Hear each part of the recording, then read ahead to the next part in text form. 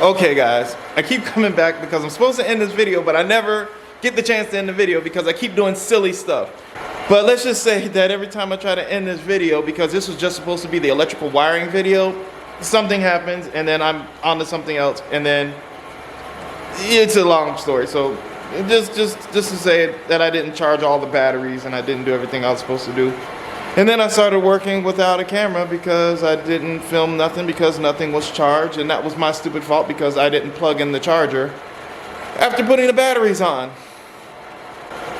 Let me just show you where I'm at, and then we'll end this video when I can freaking end this video. So you've probably seen it on my Instagram. The intake is pretty much all put together, and I started putting on the fuel rails. I noticed that I need spacers.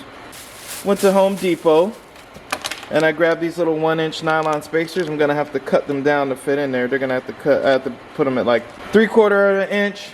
I also managed to get some couplers put together so that I can utilize mass airflow meter. It's kind of a little bit of an ugly way that I did it. It's not very pretty, but it is functional. It's not going anywhere. It's on nice and tight. There's nothing that I can really complain about for that. Right under there, we have our slip yoke made. I had to actually have some machine work done on it by the Driveshaft shop that's taking care of the Driveshaft. So they said they wanted to get this part right first, so that way I knew it fit. And look, it can spin in there. There's room on either side, so it'll be fine. And even though that's a narrow pathway, we're going to be continuing to use the original Driveshaft so that everything fits. What I have to do is take this out and drop it back off after getting a measurement on it.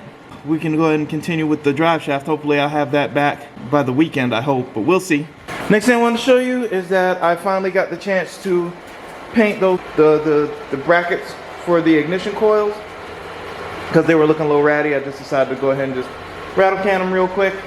So yeah, that's all I'm going to do today is just kind of continue cutting down these guys here, and that way this whole assembly is complete. The next thing I'm going to have to do, start getting everything together for this guy right here. Ordered all the new necessary gaskets and stuff because this one, look at that, that's just, it's just bad. And then I can go ahead and start modifying this so it can accept a -6. So yeah, there you have it, guys. So I'm gonna go ahead and start making these spacers and trying to complete this thing, and I'll see you guys in a bit.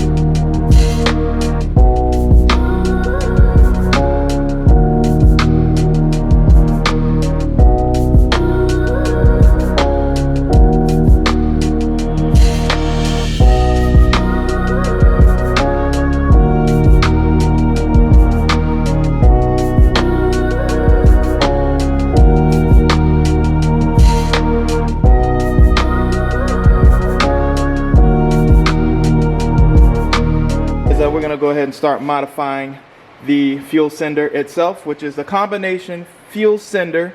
This is where the high pressure out goes. This is the return, and this is the vent. So we also have the fill, integrated with this whole system.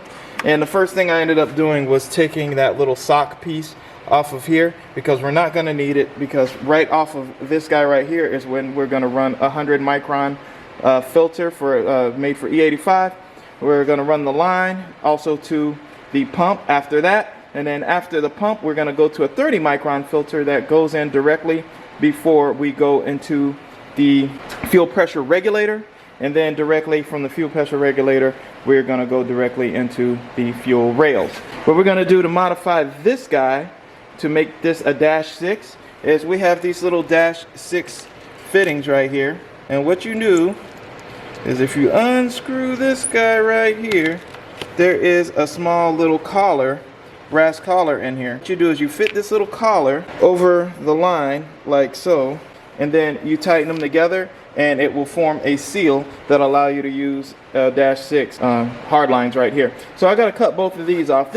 Basically with this vent setup, I'm just going to run it directly back out to the stock charcoal canister. We don't need dash 8, dash 10 because we're not doing twin turbo million horsepower build here. This is just basically a little street car, 500-600 horsepower, maybe a little bit more than that if he decides to boost it. So there's no need to go crazy. We're just going to use what we got here and then go ahead and send it. I got a whole bunch of packages here. This is all of our fuel stuff. This project was starting to weigh a little heavy in the pocket, so I actually had to start getting really cost effective with some of the stuff. So we have this Evil Energy kit. It's from Amazon. The price point was really good. Not gonna lie, had some mixed reviews on it, but then I was watching another YouTuber. I'll leave his name right down in there because I completely forgot. He used the Evil Energy setup on a Dodge Ram project that he was doing, and he said it seemed to work fine. So I figured, well, for the price point and the budget-friendly setup, we're starting with 16 feet. And it actually, this whole kit was probably about $100, and it comes with all these fittings. It comes with everything, all the fittings. It comes with PTFE hose, but it's pretty much everything I needed. So I'm gonna go ahead and start cutting this up. We're gonna go ahead and start putting the fittings on, and then we're gonna open up some of these packages, and then figure out, and then go and start putting some filters on here and seeing if we can't get that together. After that, we got the tank sitting over there, and we're gonna prep that right after that.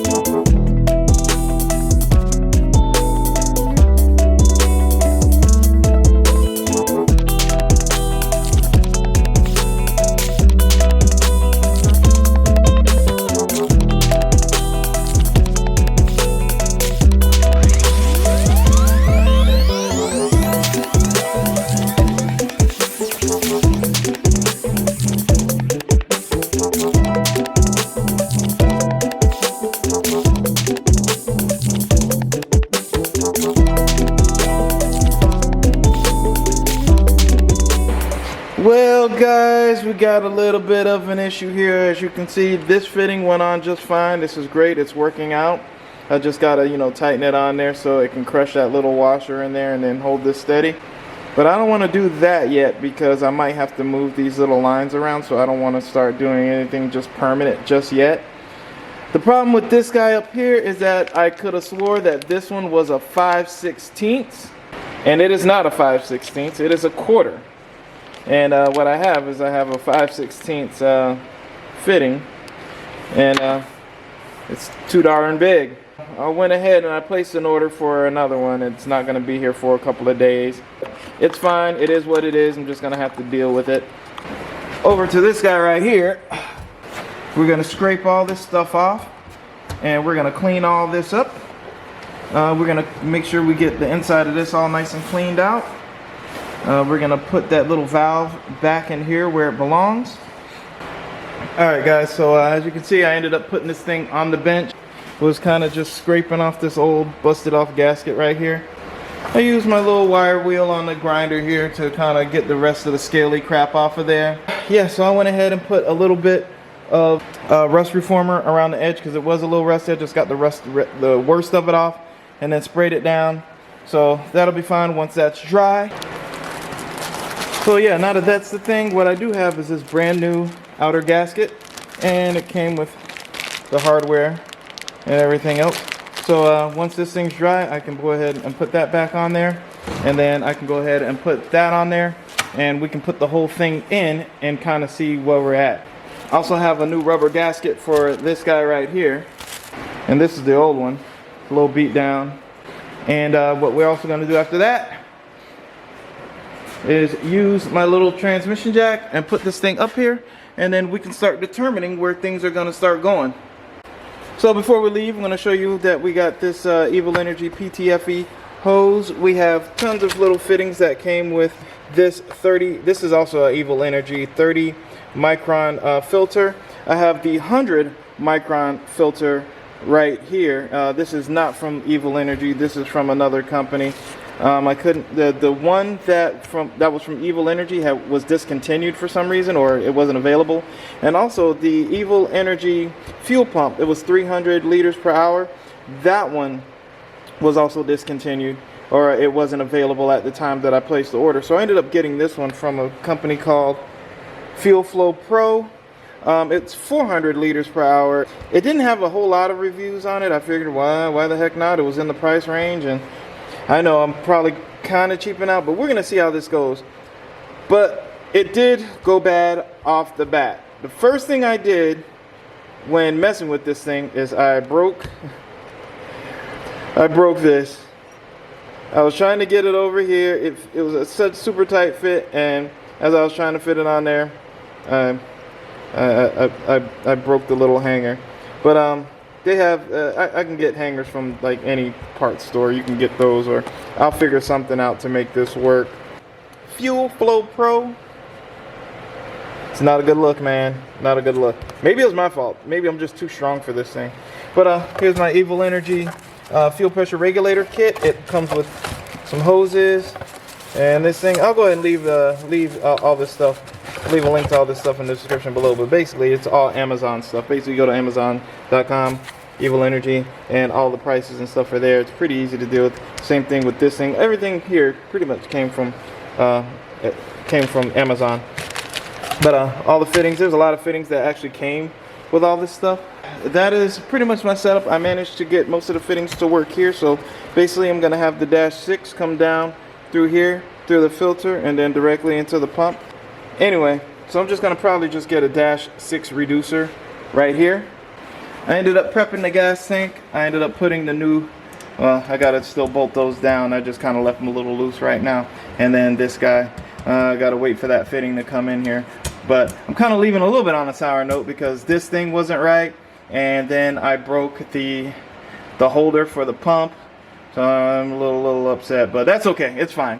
And pretty much everything is set, ready to go. So tomorrow when I come out here, I'm going to go ahead and finish buttoning this up. I'm going to put this up and I'm going to go ahead and start running some lines to see what I need, see if I need to order anything else. I'm done for tonight. Talk to you later.